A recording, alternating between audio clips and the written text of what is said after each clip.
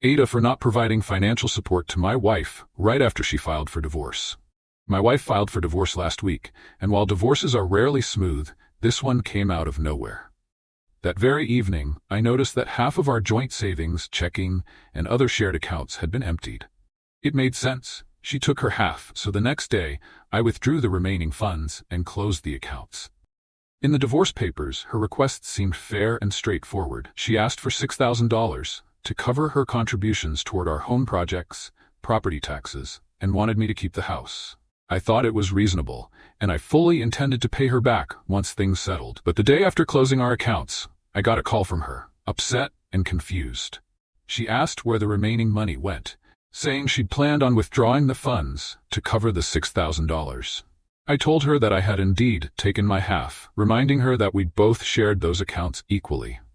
However, she seemed to expect that I'd pay her the $6,000 immediately. While I agree she's entitled to that amount, I explained that I didn't have an extra $6 sitting around at the moment.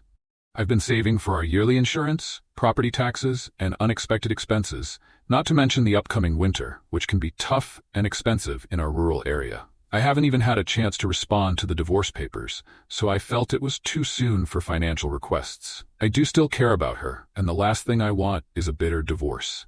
She's looking at $5,000 in initial costs for an apartment, deposit, first month's rent, and moving expenses. I know she has her own savings, and of course, her half from our accounts, which was around $6. While I'd like to help her out, I also need to protect my own finances as I adjust to a new reality. Paying her in full now feels like rushing things. When we talked, I think she understood my perspective, though I could sense her frustration.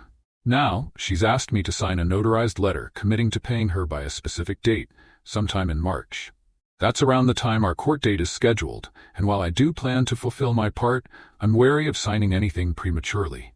If something major were to go wrong, an accident, an illness, a home repair in the winter, I don't want to be legally obligated to pay a sum I might not have in hand. It's difficult to see her going through this and knowing how much stress she's under. I don't want to add to it, and a part of me feels that I should start supporting her in some way, perhaps by making smaller payments, like $1,000 a month. I'd feel better knowing I'm helping, even if we're parting ways. I believe in treating others well, even in difficult times, and I don't want our divorce to be marked by bitterness. So, am I the jerk for hesitating to give her financial support immediately, or should I hold off until everything is settled legally? I have no intention of contesting the $6,000, but paying it up front feels uncertain to me.